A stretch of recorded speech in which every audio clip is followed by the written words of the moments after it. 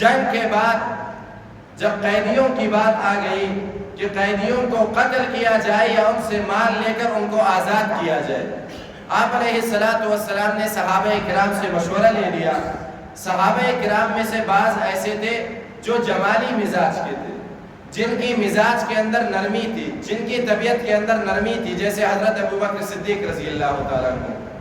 تو ان صحابہ کرام نے یہی مشورہ دیا کہ یہ جو کفار کے قیدی ہمارے پاس آئے ہیں، یہ بھی تو بیگانہ نہیں ہے، اجنبی نہیں ہے، یہ ہمارے اپنے رشتہ دار ہیں۔ آج اگر کافر ہیں، ہو سکتا ہے کل اللہ تعالیٰ ان کو اسلام نصیب فرمائے، لہٰذا ان سے مال لے کر ان کو آزاد کیا جائے۔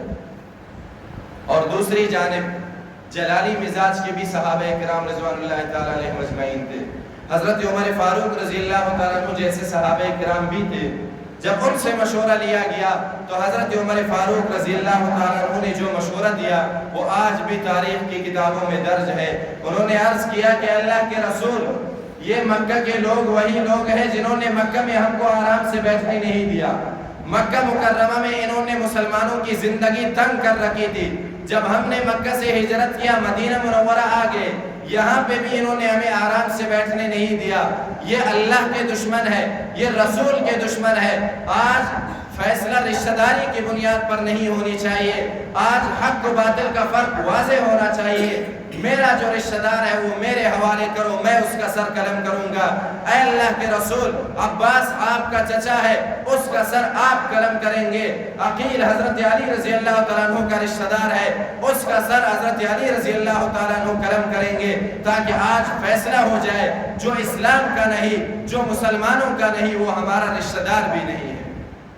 لیکن آپ علیہ السلام بھی نرم مزاج کے تھے۔